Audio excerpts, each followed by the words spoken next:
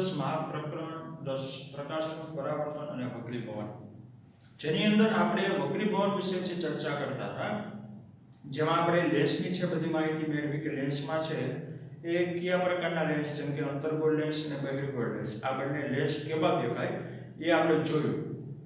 હવે લેન્સના જે અલગ અલગ જે ભાગો છે તો એના વિશે આપણે છે એ આની અંદર ચર્ચા કરવાની છે અને એના કેટલાક પદો જેને આપણે છે એ આ વિભાગની અંદર હવે સમજવાના છે.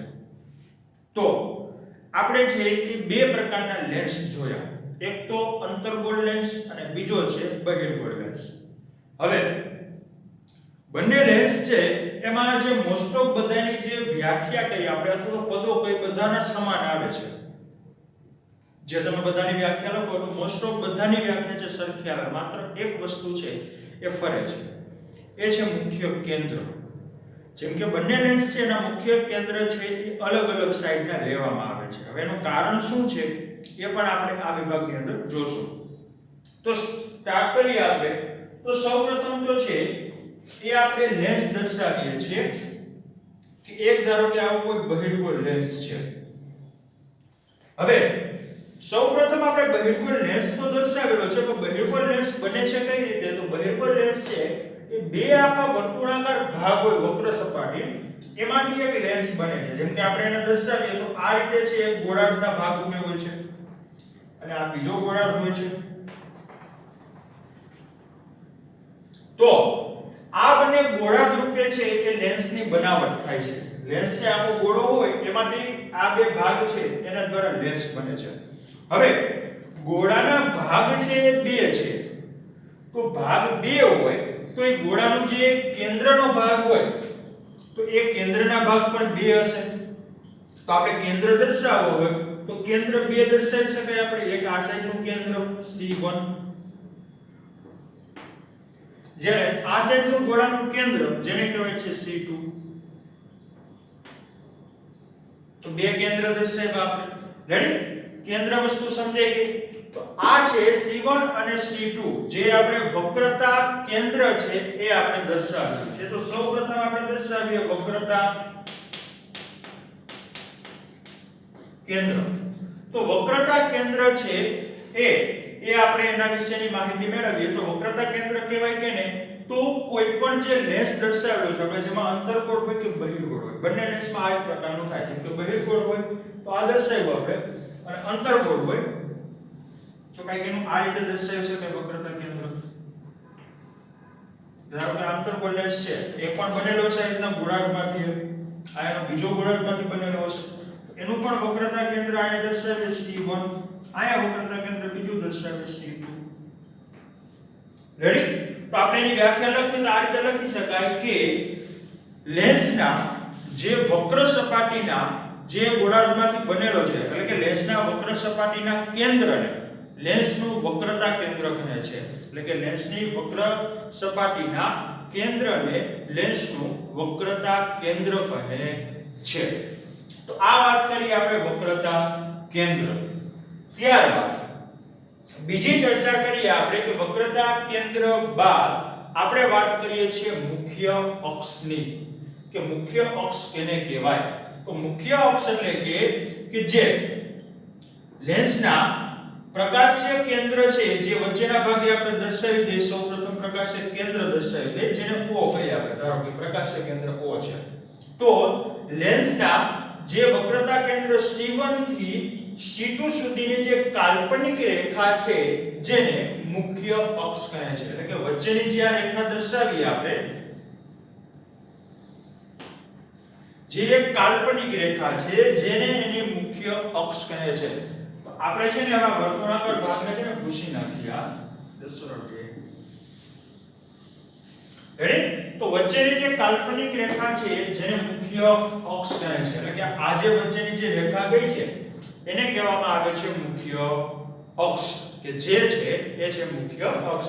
કે વક્રતા કેન્દ્ર C1 થી C2 સુધીની વચ્ચેની જે કાલ્પનિક રેખા પસાર થાય છે જેને એની મુખ્ય અક્ષ તરીકે ઓળખવામાં આવે છે. તો આ બીજી આપણે જોયું કે બીજું પદ કયું છે, તો એ આપણે જોયું મુખ્ય અક્ષ.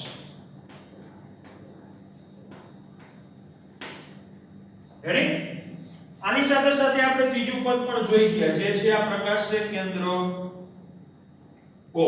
તો આપણે લખી શકાય પ્રકાશ્ય કેન્દ્રોમાં શું કરી શકાય? તો આપણે ત્રીજું દર્શાવીએ છીએ પ્રકાશ્ય કેન્દ્ર.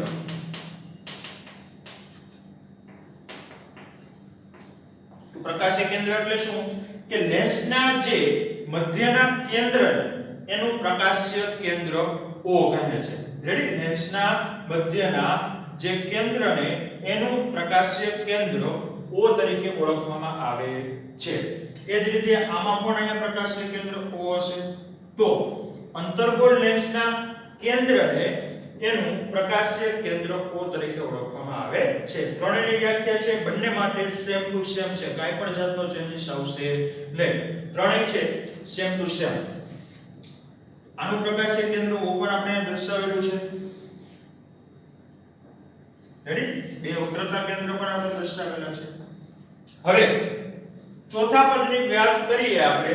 તો ચોથું પદ છે જે આપણે શું કરીશું એને કઈ રીતે દર્શાવીશું એ આપણે જોઈએ. તો ચોથું પદ છે એ આપણે એની વક્રતા ત્રિજ્યા દર્શાવીએ. તો ચોથું પદ આપણું એ છે વક્રતા ત્રિજ્યા. તો વક્રતા ત્રિજ્યા એટલે શું? તો લેન્સના જે વક્ર સપાટીનો લેન્સ બનેલો છે એ વક્ર સપાટીની ત્રિજ્યાને લેન્સની વક્રતા ત્રિજ્યા કહે છે. લેન્સની જે વક્ર સપાટીનો બનેલો છે એ સપાટીની ત્રિજ્યાને અથવા એ વર્તુળાકાર ભાગની ત્રિજ્યાને એને શું કહેવામાં આવે છે? વક્રતા ત્રિજ્યા કહે છે.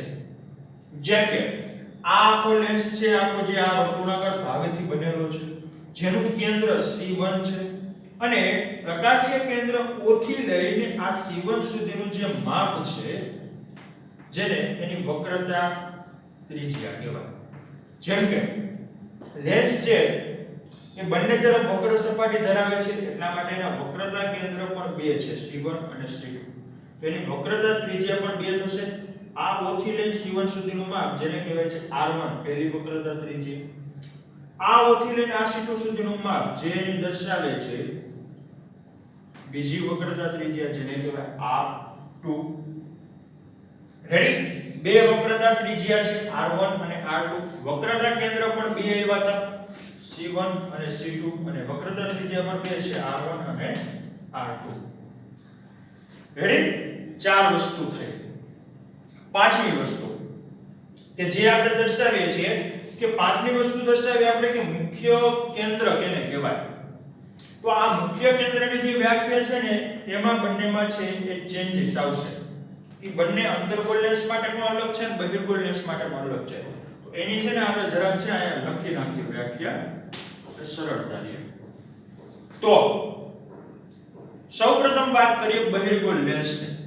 તો બહિર્ગોળ લેન્સ માટે છે એ મુખ્ય કેન્દ્રની વ્યાખ્યા શું થશે એ આપણે જોઈએ.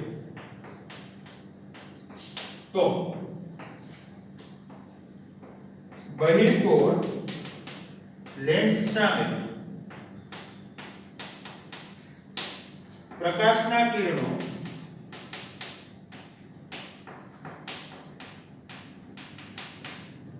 આપાત કરતા વક્રીભવન પામીને જે બિંદુએ કેન્દ્રિત થાય તેને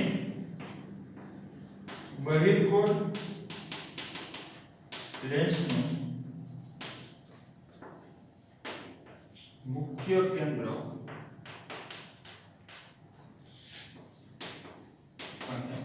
છે. રેડી? તેને બહિર્ગોળ લેન્સનું છે એ મુખ્ય કેન્દ્ર કહેવામાં આવે છે. તો શું કહે છે કે બહિર્ગોળ લેન્સ સામે પ્રકાશના કિરણો આપાત કરતા વક્રીભવન પામીને જે બિંદુએ કેન્દ્રિત થાય તેને બહિર્ગોળ લેન્સનું મુખ્ય કેન્દ્ર કહે છે. ઉદાહરણ તરીકે આપણે દર્શાવીએ તો ધારો કે એક પ્રકાશનું કિરણ છે, પછી આ નીચે દર્શાવે બીજા પ્રકાશનું કિરણ છે. હવે એનું વક્રીભવન થાય છે એ કંઈક આ બિંદુએ કેન્દ્રિત થાય છે જે આપણે આગલા વિભાગમાં પણ જોયું હતું. આ રીતે બંને કેન્દ્રિત થાય. રેડી? તો આ જે છે એને એનું મુખ્ય કેન્દ્ર કહેવામાં આવે છે. અને જે આ સાઈડ એટલે કે જમણી સાઈડ છે, જે મારા જો તમે જમણી સાઈડ જેનું મુખ્ય કેન્દ્ર છે ને F2 કહેવાય. હવે કોઈ એવો વિચાર કરે કે ધારો કે આ સાઈડ થી પ્રકાશના કિરણો આપાત કરું તો એ આ સાઈડ થી પ્રકાશના કિરણો આપાત કરો તો આનું ઉલટું થઈ જાય અને એ ક્યાં કેન્દ્રિત થાય? અહીંયા કેન્દ્રિત થાય. મતલબ કે બંને તરફ છે પારદર્શક એટલે કે આરપાર દેખાય છે એટલે ગમે તરફથી પ્રકાશના કિરણો આપાત થઈ શકે છે. એટલા માટે આના મુખ્ય કેન્દ્ર કેટલા છે? બે, F1 અને F2. પણ જે પ્રકાશના કિરણો તમે આપાત કરો એ વક્રીભવન પામીને એક જગ્યાએ કેન્દ્રિત થાય છે એને એનું શું કહે છે? મુખ્ય કેન્દ્ર કહે છે. બહિર્ગોળ લેન્સ માટે. અંતર્ગોળ લેન્સ માટે શું લખી શકાય? તો અંતર્ગોળ લેન્સ માટે લખીએ આપણે એની વ્યાખ્યા. તો અંતર્ગોળ લેન્સ સામે પ્રકાશના કિરણો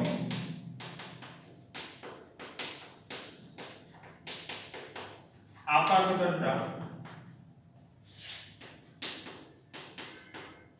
વક્રીભવન પામીને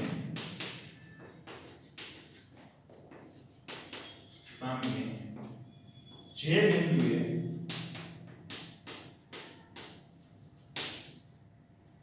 વિકેન્દ્રિત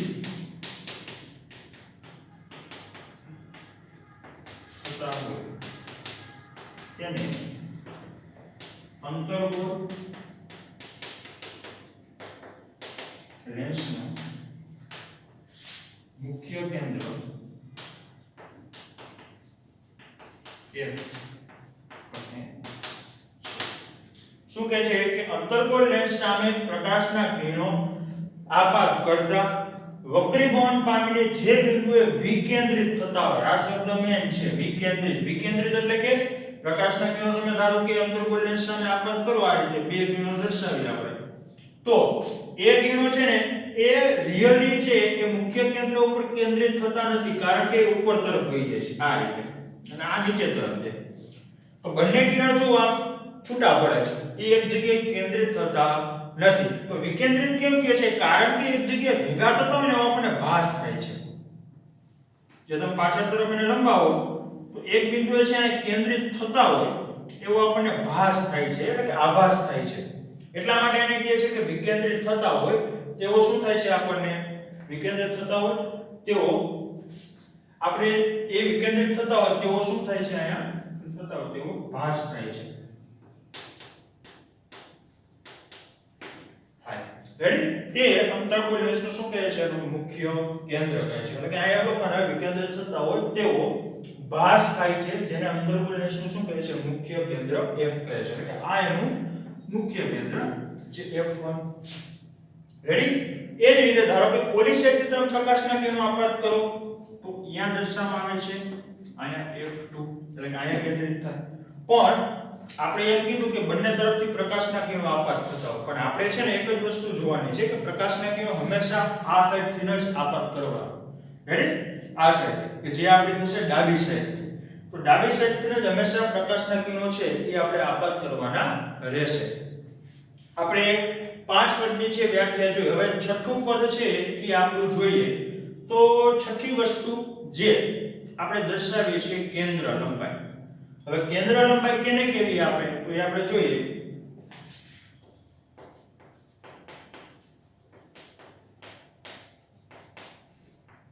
તો કેન્દ્ર લંબાઈ એટલે શું? તો કેન્દ્ર લંબાઈ એટલે કે પ્રકાશીય કેન્દ્ર O થી મુખ્ય કેન્દ્ર F1 સુધીના અંતરને એની કેન્દ્ર લંબાઈ કહે છે. શું વાત કરી વ્યાખ્યામાં? પ્રકાશીય કેન્દ્ર O થી મુખ્ય કેન્દ્ર F1 સુધીના અંતરને એની શું કહે છે? કેન્દ્ર લંબાઈ કહે છે. તો કેન્દ્ર લંબાઈ આપણે દર્શાવીએ તો આ રીતે દર્શાવી શકાય. આ પ્રકાશીય કેન્દ્ર O, આ મુખ્ય કેન્દ્ર F1. એ બંનેનું જે માપ છે જેને કેન્દ્ર લંબાઈ સ્મોલ f વડે દર્શાવાય. મુખ્ય કેન્દ્ર છે એને કેપિટલ F કહેવાય છે આપણે અહીંયા જોયું. આને છે સ્મોલ f કહેવાય. તો સ્મોલ f વડે દર્શાવ્યું. પણ આમાં કેન્દ્ર લંબાઈ 2 આવશે કેમ કે મુખ્ય કેન્દ્ર પણ 2 છે. તો આ કેન્દ્ર લંબાઈ જેને f1 કહે અહીંથી લઈ આ પ્રકાશીય કેન્દ્ર O થી f2 સુધીના માપને જેને કેન્દ્ર લંબાઈ બીજી કહી f2.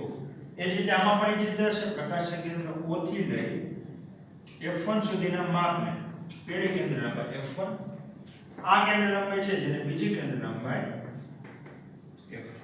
તો આ થઈ કેન્દ્ર લંબાઈની વાત. હવે છેલ્લી વસ્તુ છે એ આપણે જોવાનું છે કે અરીસાનું જે દર્પણ લેન્સનું જે દર્પણ મુખ,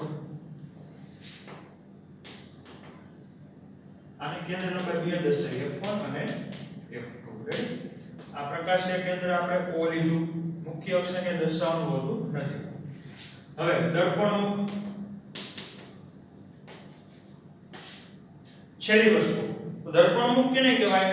તો લેન્સની જે કિનારીઓના ભાગનોથી બનતો જે આકાર છે આખો, એના જે વ્યાસને છે એ દર્પણ મુખ કહેવાય. વ્યાસ મતલબ કે આ એક આખો કિનારી વાળો વક્રાકાર ભાગ બન્યો. એનો વ્યાસ એટલે કે આખું જે અંતર લ્યો તમે અહીંથી લઈને અહીંયા સુધી, જેમ કે આપણે દર્શાવીએ આ કોઈ ગોળાર્ધ છે તો ગોળાર્ધનું અડધું માપ હોય ને આને આપણે ત્રિજ્યા કહેવાય.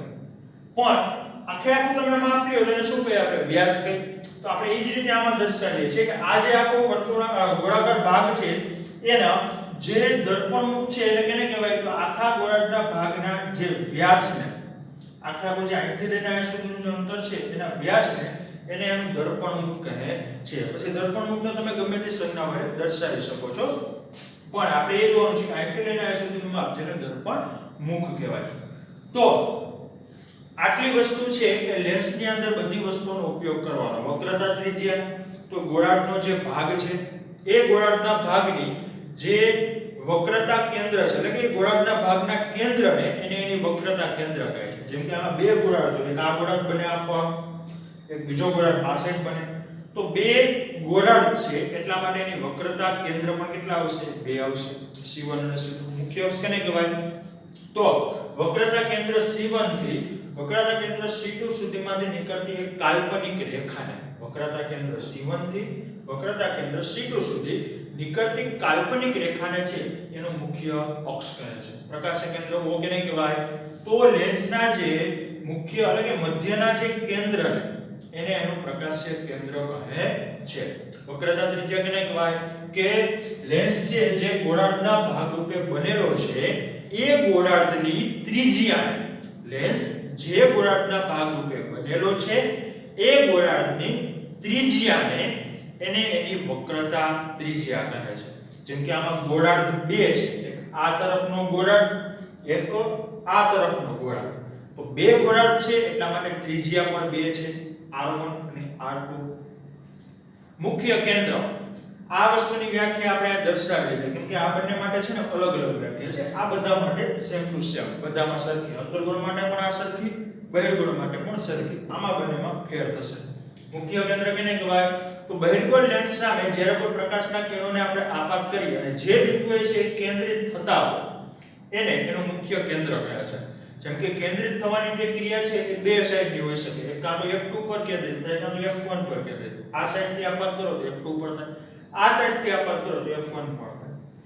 રેડી? તો તેથી આના છે એ મુખ્ય કેન્દ્ર આપણે છે એ બે દર્શાવીએ છીએ, F1 અને F2. રેડી? તો બે મુખ્ય કેન્દ્ર છે. અંતર્ગોળ લેન્સ માટે વાત કરીએ તો અંતર્ગોળ લેન્સના પ્રકાશના કિરણો આપાત કરતા તે વક્રીભવન પામીને જે બિંદુએ વિકેન્દ્રિત થતા હોય તેવો ભાસ થતો હોય, વિકેન્દ્રિત થતા હોય તેવો ભાસ થતો હોય તેને અંતર્ગોળ લેન્સનું છે મુખ્ય કેન્દ્ર કહે છે. જે મુખ્ય કેન્દ્ર આપણે કઈ રીતે દર્શાવીશું? તો અહીંયા જે પ્રકાશના કિરણો આપાત કર્યા આપણે એ ઉપર તરફ જાય છે, પણ એનો ભેગા થતા હોય આ F1 પાસે એવો ભાસ થાય છે. હકીકતમાં આ ભેગા થતા નથી. તો આને આ મુખ્ય કેન્દ્ર કહે છે. અને તમે બે સાઈડથી કિરણને આપાત કરી શકો એટલા માટે એના મુખ્ય કેન્દ્ર પણ બે F1 અને F2. પણ આપણે બધા જ કિસ્સામાં છે લેન્સમાં જ્યારે પ્રકાશનું કિરણ આપાત કરીશું એ હંમેશા આપણે લેન્સની ડાબી સાઈડે વસ્તુને રાખીશું અને આ સાઈડથી જ પ્રકાશના કિરણો આપાત થતા હશે, સામેની સાઈડથી નહીં. તો એ વસ્તુ ખાસ કરીને આપણે ધ્યાન રાખવાની છે કે ડાબી સાઈડથી જ પ્રકાશના કિરણો આપણે આપાત કરીશું. પણ દર્શાવ છે એ જરૂરી છે F1 અને F2. હવે ત્યારબાદ છે કેન્દ્ર લંબાઈ. તો કેન્દ્ર લંબાઈની વ્યાખ્યા શું થાય? તો પ્રકાશીય કેન્દ્ર O થી મુખ્ય કેન્દ્ર F1 સુધીના અંતરને એને એની કેન્દ્ર લંબાઈ કહે છે. કેની કેન્દ્ર લંબાઈ? તો બહિર્ગોળ લેન્સની કેન્દ્ર લંબાઈ કહે છે. અંતર્ગોળ લેન્સ માટે લખતો તો આ રીતે લખવાનું પ્રકાશીય કેન્દ્ર O થી મુખ્ય કેન્દ્ર F1 સુધીના અંતરને અંતર્ગોળ લેન્સની કેન્દ્ર લંબાઈ કહે છે. માત્ર બહિર્ગોળની જગ્યાએ અંતર્ગોળ શબ્દ આવે. હવે કેન્દ્ર લંબાઈ પણ 2 છે કારણ કે મુખ્ય કેન્દ્ર 2 છે F1 અને F2. છેલ્લી વસ્તુ દર્પણ. તો લેન્સના જે ગોળાર્ધના ભાગમાંથી બનેલો છે તેના વ્યાસને, લેન્સ જે ગોળાર્ધના ભાગમાંથી બનેલો છે તેના જે વ્યાસ છે એને લેન્સને શું કહે છે? દર્પણ મુખ કહે છે. તો આટલી વસ્તુની વાત થઈ આપણે. હવે એક નાનકડી ચર્ચા બીજી એ કરી દઈએ કે તમે ગમે ત્યાં આકૃતિ દોરશો તેમાં C1 ની જગ્યાએ છે ને એક બીજા શબ્દનો ઉપયોગ કરે છે. એનું નામ શું છે? તો અહીંયા આપણે C1 અને C2 દર્શાવ્યું છે. એની જગ્યાએ તમે છે ને અહીંયા 2F1 અને અહીંયા છે ને C2 ની જગ્યાએ 2F2 પણ દર્શાવી શકો. આવું કેમ કર્યું? કારણ કે આપણે આગળ પણ જોઈ ગયા અરીસામાં કે પ્રકાશીય કેન્દ્ર O થી F1 સુધીનું જે માપ છે ને એનું બમણું માપ તમે કરો ને એટલે C1 નું માપ થાય. રેડી? તો બમણું માપ એટલે 2 વડે ગુણવા પડે. તો જો F1 છે આયા તો એને 2 વડે ગુણને કે 2F1 એટલે થઈ ગયું આના જેટલું માપ. રેડી? એ જ રીતે આયા F2 નું માપ છે. તો O થી લઈ F2 નું જેટલું માપ હોય એનું બમણું માપ એ શું હોય? એ આપણે O થી લઈને C2 સુધીનું માપ હોય. મતલબ કે O થી લઈ F2 સુધીનું માપ સરખું અને F2 થી C2 સુધીનું માપ સરખું. તો બંને છે બે માપ કે એટલા માટે 2 વડે ગુણને કે 2F2. એટલા માટે આપણે 2F1 અને 2F2 પણ દર્શાવેલા જ હશે. બધી જગ્યાએ આ જ વસ્તુ દર્શાવેલી છે 2F1 અને 2F2. એ જ રીતે અહીંયા 2F1 અને 2F2. રેડી? તો આટલી વસ્તુ છે લેન્સ માટે. હવે આને આધારે છે આપણે લેન્સમાંથી પ્રતિબિંબ કઈ રીતે રચાશે એ આપણે નેક્સ્ટ વિભાગમાં આગળ જોશું. અસ્તુ.